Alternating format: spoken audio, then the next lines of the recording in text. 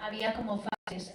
O sea, primero en los guiones, luego tal, y entiendo, o sea, en todas las dirulagunzas siempre hay una parte que es el final, es entendible, también es un cierre, o sea, pero sí que es verdad que ahí, cuando nosotros estábamos, hostia, igual tiene que ser como, porque la parte donde más gastas, claro, es igual más al principio, todo luego la postproducción sí que es verdad que igual la tienes más controlada porque tal, entonces claro, era simplemente por eso y creo que bueno, que ya bueno, los abogados con la iglesia hemos topado. Pero bueno, pues de todo estamos aprendiendo y eso, estamos aprendiendo de esta primera convocatoria, en la segunda esperemos hacerlo mejor y bueno. Sí, todo. Está claro. Así que por ir acabando y justo al hilo de esto, de aquí a futuro, ¿qué cosas pensáis que igual se puede mejorar o hay algo que pidáis a los creativos?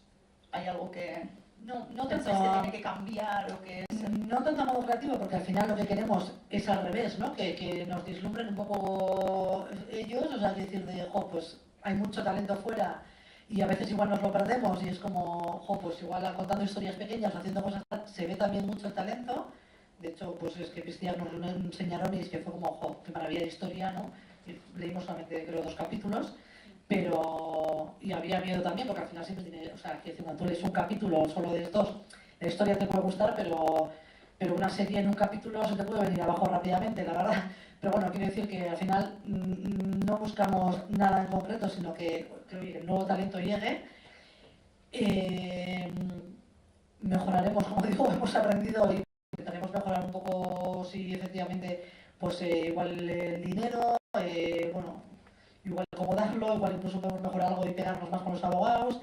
Veremos cómo hacerlo, pero bueno, sí que sepáis que desde luego el año que viene volveremos a sacar otra de formato chiquias porque nos ha parecido la verdad una experiencia súper guay, donde hemos descubierto, oye, gente y talento maravilloso, o sea que bueno, eso, la verdad un poco más os puedo contar de que me alegro de que por lo menos que esté funcionando, que estos nuevos creadores, nosotros llevamos, este es el año 11 del festival, ¿no? Llevamos así intentando apoyar todo el talento local, las series cortas, los formatos pequeños, ¿sabes? Así que para nosotros también es como una alegría que esto fructifique de alguna manera, ¿no? Y estemos como todos un poco en la misma dirección. Así que bueno, yo me alegro un montón y que haya más convocatorias, espero. Y desde vuestra parte, bueno, sí, o sea, la carta a ETV es esto, directamente. No, crítica ninguna. No, crítica ninguna. De hecho, como he dicho antes, necesitamos nosotros a ETV para hacer esto. O sea, eso es indispensable. Yo creo que, sobre todo, son cosas que son vivencias nuestras que creemos que son que hay que transmitirlas. Igual llegar a un momento, no, mira, esto no es posible por lo que se ha dicho, ¿no? Abogados o tal, o mira, tenemos hasta tal presupuesto, entonces nosotros seremos los que decidamos si nos queremos mojar o no para hacerlo más grande. No, eso ya es nuestra responsabilidad. Exacto. Pero sí que es verdad que a mí lo que más me motiva en todo esto, aparte de hacer una historia, bueno, y estamos encantados como niños con juguetes nuevos, ¿no? Pero es el poder que la gente lo vea, es decir, que también poder hacer algo que realmente estemos súper orgullosos de ello, pero también luego poder seguir, oye, que el año que viene pues tenemos este proyecto, o sea, ya poder entrar en esa rueda en la que nueva gente, como bien has dicho antes, o sea, que gente que no conozca la audiencia, pues vean historias totalmente diferentes que les gusten más o menos, pero por lo menos tener esa oportunidad. Y para mí eso es lo mejor, ¿no? Y lo que se aprende en todo esto, vamos. Sí, o sea, nada más que eso, ¿no? Y que sigamos trabajando en cosas y para eso pues ha sido un placer trabajar con ETV, ¿verdad? O sea, sí, o sea, podría decir lo contrario, ¿no? A veces es como crítica, no, pero es verdad, nosotros hemos estado muy cómodos, también ha sido nuestra responsabilidad querer hacerlo grande, así ha sido y eso también espero que sea, bueno, pues el comienzo de un trabajo conjunto o lo que sea Pistiac. Pues eskerrik asko, etortzeagatik. Muchísimas gracias porque hemos estado aquí como amigos casi, o sea, no sé, creo que aquí hay mucho talento y hay potencial además de que esta conversación siga y siga habiendo muchos más proyectos, que eso es lo importante. Así que bueno, os deseo que acabéis este proyecto, que acabéis con los dineros. Por favor, el monstruo del dinero. Que en algún momento se acabe esa hojas de Excel. Joder, eso, Yara está. Yara tenía que haber venido aquí, nuestra. Y esta. No.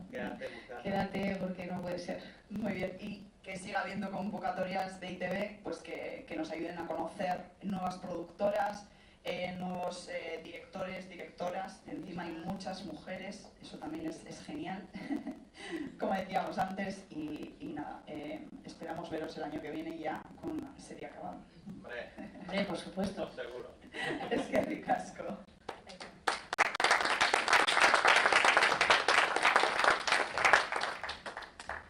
So, we only have one more to go. This one is in English. Vamos con la última mesa redonda del día. Esta es en inglés. We're closing today's professional sessions with a short but very, very insightful conversation about one of the biggest challenges for any creative aiming to be global. How to fund creative projects internationally and how to co-produce. For that, I have some very good friends, and like we know each other for 12 years, 13 maybe. First, Yang Kang, he's a Korean producer, director based in Los Angeles, founder of K-Web Fest and in Seoul, and now a director of LA Web Fest. Czołgor Dobrodka, our European producer, who has worked on co-productions between Germany, Hungary, other countries, exploring innovative funding and distribution. And Senet Dehab, a producer and writer. He spent years of head of drama at France Télévisions, and now works as an independent producer. I didn't meet you before, so hi. Please join me.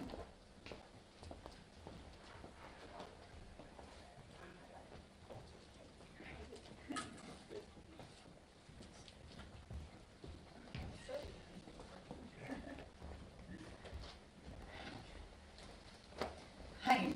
So we're going to talk just a little bit about how important, we've been talking in Spanish a lot, sorry for that guys, about how we should go international, you know, how do we get some projects to go internationally from here, and also how to help international projects shoot here in Bilbao, in Vizcaya, in our area. So we have a very nice example of two people that met like in a festival like this. I don't know in which one exactly, but you know, like this is like a family. If you got to know it today, it's like the web series family. Some of us have been going for a very long time, and Czołgor and Yang Menkan, you know, we know each other for many years, and we've been trying to help creators for at least 10, 11 years now. So they actually did this co-production, and I want them first to tell us a little bit about how this came to place. Thank you. So you can see some slides up on the screen. Yes, thank you for that we can be here and talk about this project. I will explain, I will say which is important. We met here in Bilbao in 2015. Yes, thanks. And then we met again also in Wetzlar. This is important. And maybe you can explain something. Okay. Actually, Czołgor, me, and also Rose, we actually first place as a creator. We start as a filmmaker, the first, and then later discover what best. So as a creative point of view, actually we are looking for content through a webfest like a trip, And then 2017, I was DCL, Germany, and then after event, there's a tour program, and I found this Lotte House, the bachelor, and there is an exhibition. There's a Korean book, like Korean title.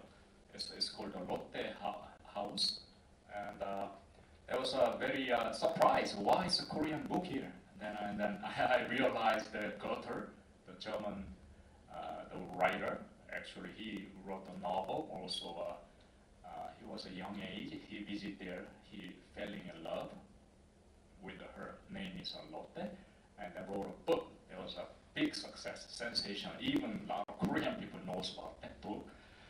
And one of the giant corporation company, Lotte Corporation, the original founder, actually, he read the book and then he got inspired.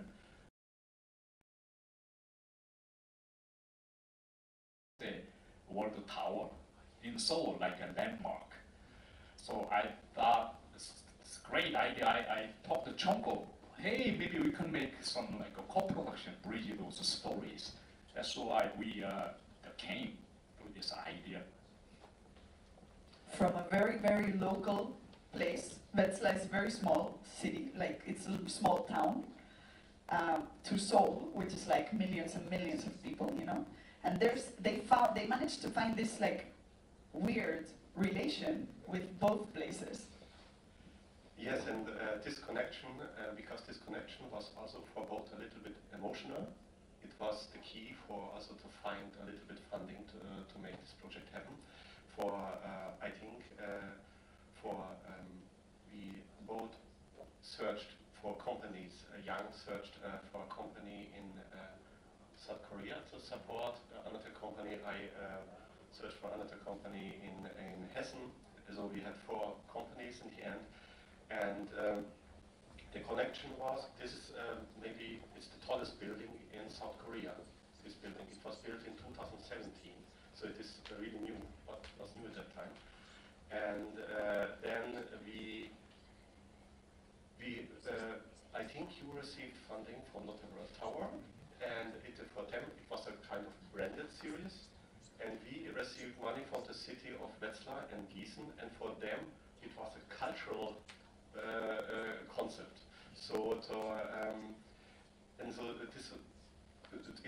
It sounds like the opposite, but it worked very well together. And so we shot the first episode. You can change to the team. So this we found this team in South Korea, and then the next for the second and third episode.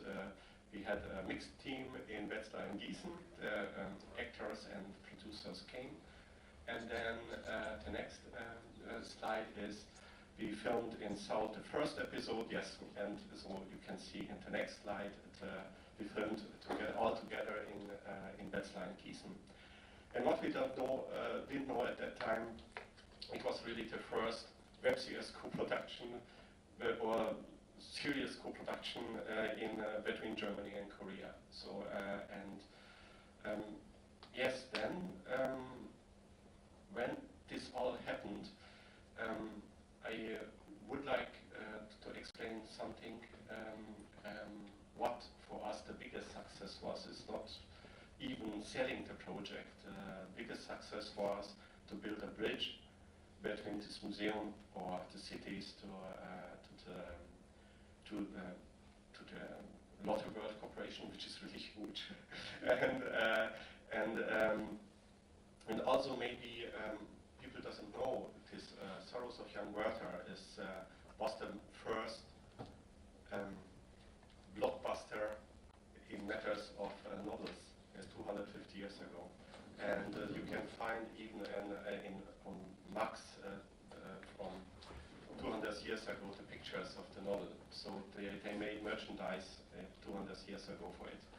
And so in South Korea they have musicals with this topic, and for our cities was very important to this culture, how you can, how another countries, how to value in another countries is what is novel. And so they were so happy about it, about this connection, that they created a special award from the two cities. And you can go to this slide. Yeah, this was the right slide. And Yang Wenkeng represented the Lotto World Corporation and received this award from the both cities, from the both Lord Mayors. And yes, and 1 year later they celebrated 250 years of Soros from Soros of Young Werther to Nodden, and Young was a special guest, and the series had a place in it. But also the original book, because the contact was made to the Lotto World Corporation, and they sent even the original book what the founder read at that time. Yeah, that's the, I think, early 1900, the original founder, Lotte Corporation, Mr. Shin. Actually, he was in Japan, because during the Japanese occupation in Korea. So then, he was very poor young guy, and small room, he read the book, The Sorrows of Young Werther, and he was so inspired, the Lotte character. So that original book, actually he passed away 2017, but the corporation, they still have the original book. So the last year exhibition, actually they asked, and Lotte Corporation, they eager to send the original book. Also Lotte World Tower, the miniature, and also other like the musicals and video clip of the theater.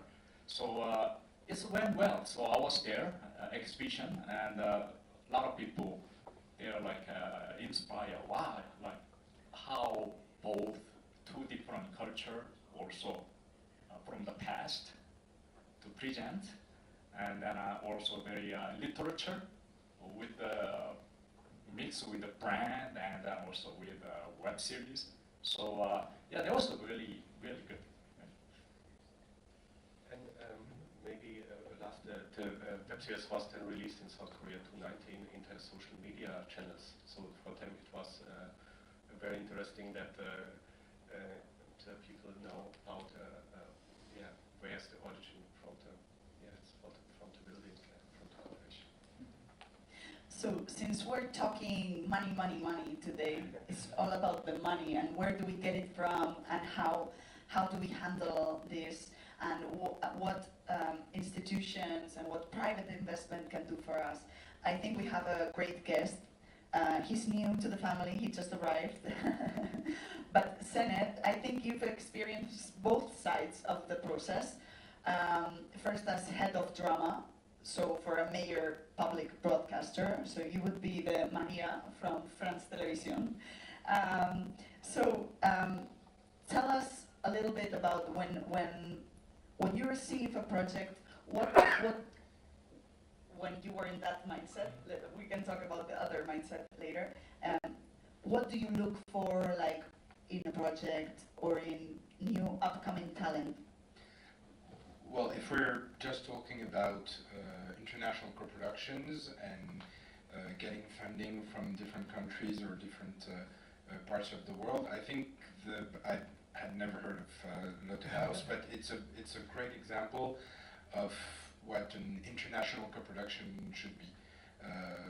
Because most of the time, in my experience, when producers come with an international series project, most of the time the only thing international about it is that basically it's too expensive to be done by just one country, so they try to get money from all over the world. And that's the only thing that makes it an international co-production. Whereas here you have a story, events and characters that are steeped in two different cultures, so it makes absolute sense to make a co-production.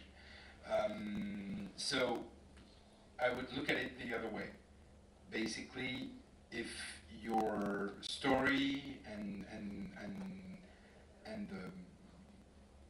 if the story you're telling is based on an international property or has an international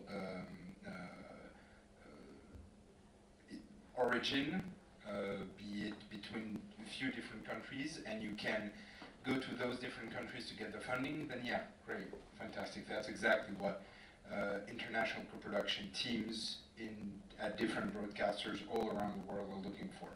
But they all need to have, more or less, depending on the countries, but most of them need to have a way to hook that story to their specific audience and their national audience. Some countries, because, and I'm talking, once again, for now, I'm only talking about public service networks, because from my producer responsibilities, that's the broadcasters through EBU, the European Broadcasters Union, and France Télévisions. Those are the broadcasters I was working with. But most of them, yeah, need to have a national hook for it. Some of them are less regarding. Most of the time it's because their funding is way bigger than other countries, so they're more they're more inventive with how they spend their money. For instance, ZDF, the Germans, they have pretty big funds for international co-productions, so they're less regarding on if the story has some roots in German culture. But I know that for France Télévisions, for RAI, and for most of the smaller players around Europe, they needed that hook. On the other hand, I spent quite a lot of time in Los Angeles and in the US in the last few years, and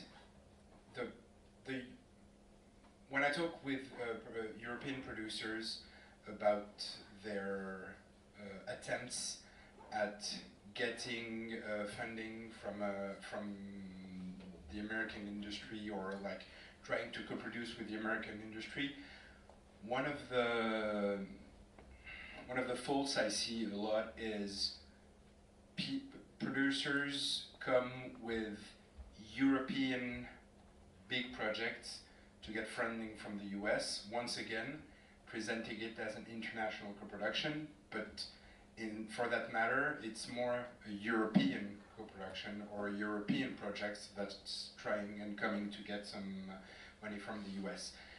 Except for like very rare, and for now I'm not talking web series, I'm talking more broadcast and bigger broadcasters, I'm sorry, in general. If it's based, on very known and very successful IPs in the US, we have the few example, like I'm blanking out on that Italian series based on a very successful book that was produced for HBO Max. Can someone help me? Not my precious friend, no? Yeah, Italian series. My Genius Train? My? Genius Train. Yeah, something like that, yeah. Sorry about that. You guys don't watch TV, you only watch web series, right? So, except for those small exceptions that are based on IPs that are already very big in the US, I think that European producers are often not afraid, but like wary of going and trying to create a series or a project with the US because they've been burned before. But I think that, once again, if you're looking for international co-production and global co-production with actors, with partners like the US, they need to really have a hook to that story too. Sorry. So, I totally agree that co-productions have to have deep roots with what they're telling, because if not, it doesn't make sense. Like, I mean, it's kind of like trying to scam the other country. Like, yeah, it's a co-production. What do you need me to say for you to give me some money, right? And that's not really how it should work. It should definitely have some like plot excuse to be shot in that country. And you can look for those routes, I mean, but they have to happen in order to have a co-production. So, from your experience, like, what are the broadcasters or streaming platforms like looking for? So you said like what they're not looking for is maybe like something that doesn't have those roots. But what kind of project is more attractive? Is there more like some genres or some type of project that they're more into when doing co-productions, or is like it depends on each one? From my experience, international co-productions tend to be, or those teams tend to look at projects that are different from what the local teams produce. So basically, when we used to get projects, we'd be like, okay, is this something that the local teams would do if their remit was English-speaking series? If it's like I don't know, a casual procedural or a crime, yeah, crime thriller or something like that, that could very much be set in France and it wouldn't make much of a difference, then we wouldn't go for it. We'd be looking at projects that really would not be made by our local programming counterparts. As for styles, genres, and all that, once again, for me, I'm talking about broadcasters and projects made for TV. We're more looking, this is gonna sound extremely cliche, but we were more looking for like just good stories to tell and things that would capture our audience's passion than genres in particular. And I think that, once again, I'm coming back to Lotte House, when you have such a,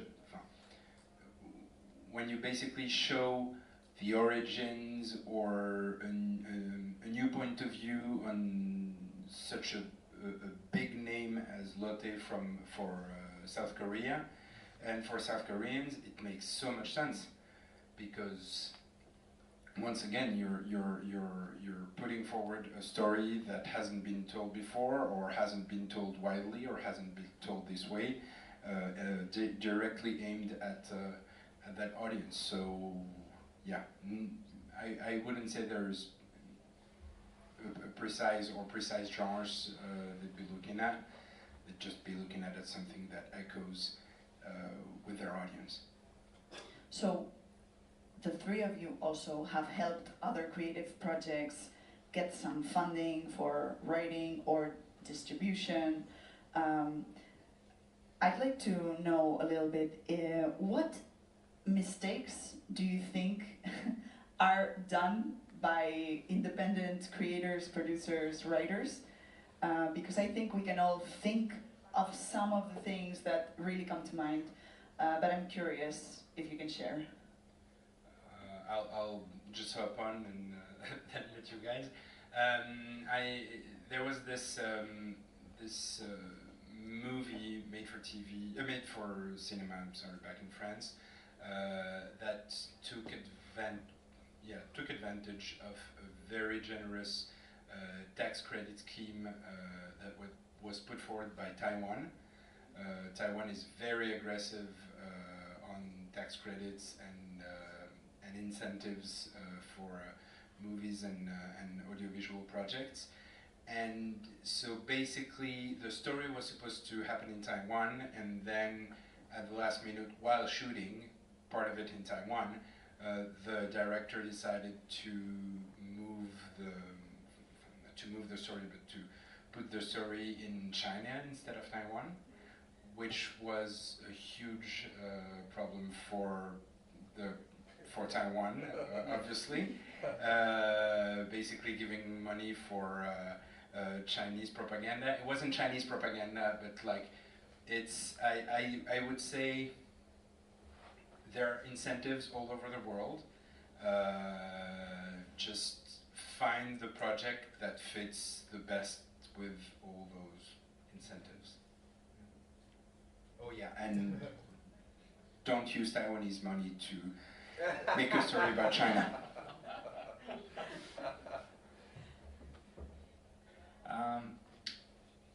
Okay, he already mentioned about mostly like a major and broadcasting project, and actually our project's more independent and web series based.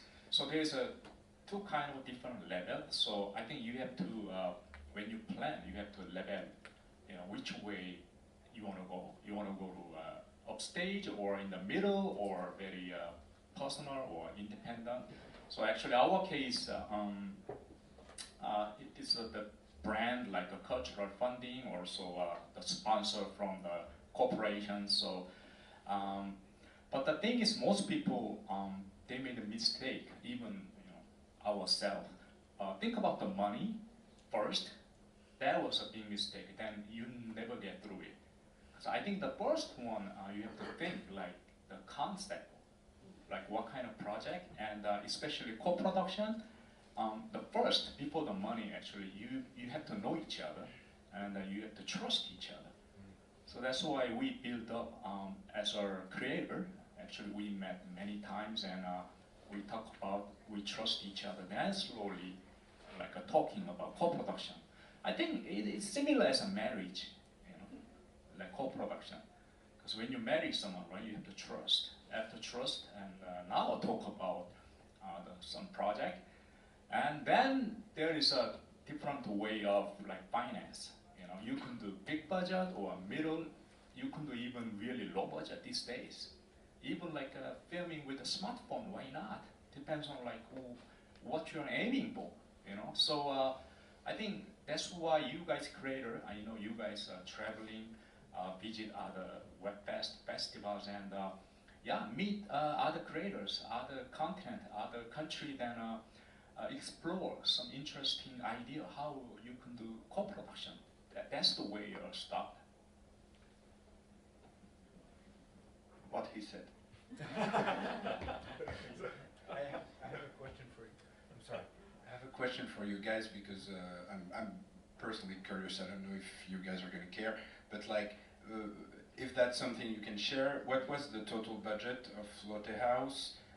What percentage came from private funding? What percentage came from subsidies? What percentages came, if some, from you guys? Just to have a better view of what the project was about, co-production wise. Okay, he talked about the German side, I talk about the Korean side. That's very simple. We had a really very low budget. We had something between 30 and 40,000, and for the German side. Similar Korean side too, because we are filming 100%. The first episode shot in the Lotte World Tower. We shut down all the business going all the way up the lounge, So actually huge challenge, but they provide us because it's built up their image, good image, because involved with a very famous German writer Goethe. So why not?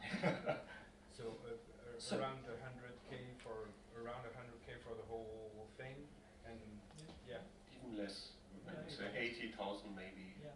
But also with production value, which is worth a lot more. Like shutting down Lotte would be impossible for anyone. I mean, even with all the money in the world, they would not shut it down for you. If you think about it, okay, for example, like the first scene was fireworks, Lotte World Tower. That even cost $1 million budget. But let us film it for free, because they want to do every year fireworks, like special the event. That cost over $1 million, only fireworks. See, already we have over $1 million budget here. That's why you can get some like amazing. Not always count with the cash. You have to approach. You can get like free stuff, even like fireworks or the company they do have maybe an event or something special stuff, and just like ask them. We can promote through our project. Then they say, well, yes, then we can make a value like a big budget, look big budget, even though like we spend real low cash. Yeah, that sounds great. I think one of my questions would be like, what advice would you give someone who wants to start a co-production or who wants to fund an international project? Like a small piece of advice you would give, maybe based on your experience or on things you have seen also in your festivals? Maybe two kind of advices. One is very similar what Yang said. I would say the festivals are a very good option to meet people and find out if you want to work together, or if there's a concept which maybe fits and you can work on this concept, and then everything else will come. It will take time, but it will happen if you want it.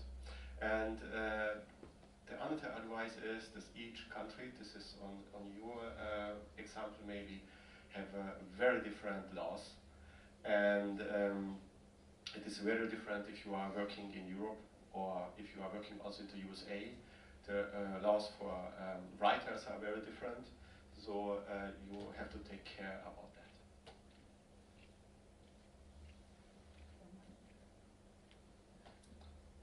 What was it? A piece of advice for someone okay. starting, like. I already talked, right? I mean, okay, let's summarize actually. I think the first point is like the concept, like what kind of concept you approach, especially for co-production. I think you need to travel. You need to go to maybe another like filmmaker function, or I think the festival is a great venue to meet other country creator. Also, I mean, not only attending event, maybe you do walk around, look see some stuff, and you can get some idea through travel, right? Even the Goethe, he do a lot of travel, like Italia. Actually, he traveled. That's why he wrote amazing book like Italian, The Journey. So then you will get some good idea. Then you can find someone who can do it together, because you need a local producer. Because without local producer, it's very expensive. You have to hire someone like a local coordinator. They're gonna rip you up, because they don't know you. You know what I mean? That's why you have to know local producer, really someone who can trust. That way, save million dollars. Yeah, and also you get access to way more incentives if you're working with a local producer that can apply for these different subsidies and everything. I don't have much to add except trust and time. I think international co-productions take more time because yes, you need to build that rapport and those relationships with producers from all around the world. On the broadcaster side, just an example, we built an alliance with ZDF and RAI that we launched at France Télévisions, that we launched in 2018, and it had been like 4 years of trying to work together, of talks, of negotiations, etc., before we reached that. There's a new international European alliance called the New Eight with Holland, Sweden, a few other Scandinavian countries, and Germany, for instance. Same. These guys had, and these broadcasters had like connected and known each other over the years, over a lot of different festivals. I'm talking on broadcaster side, so Seriesland, La Rochelle,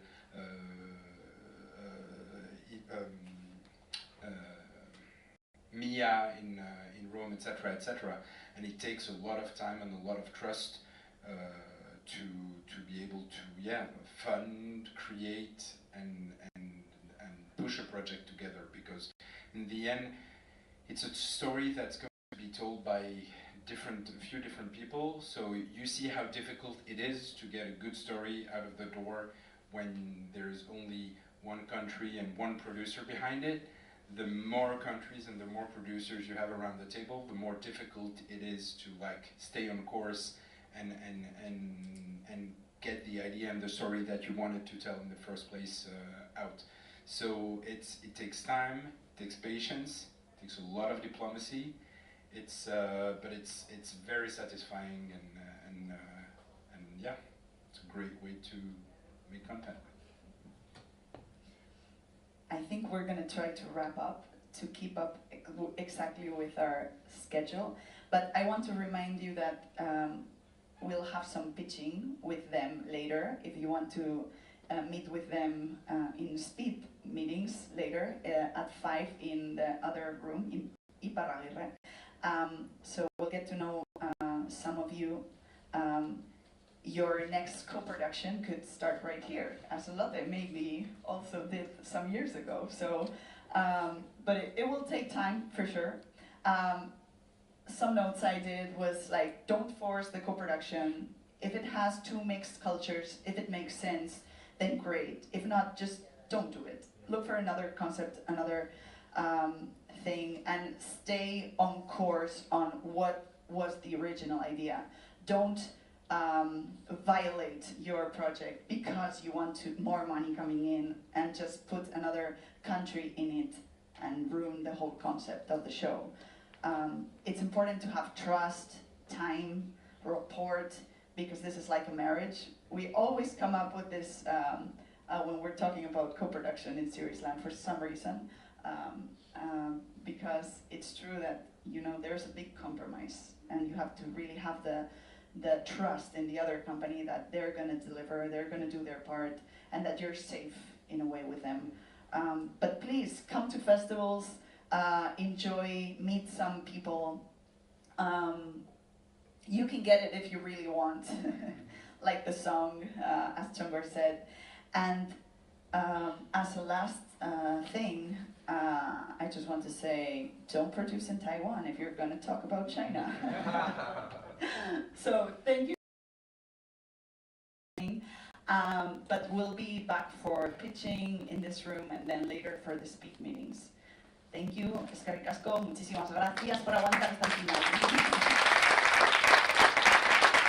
final.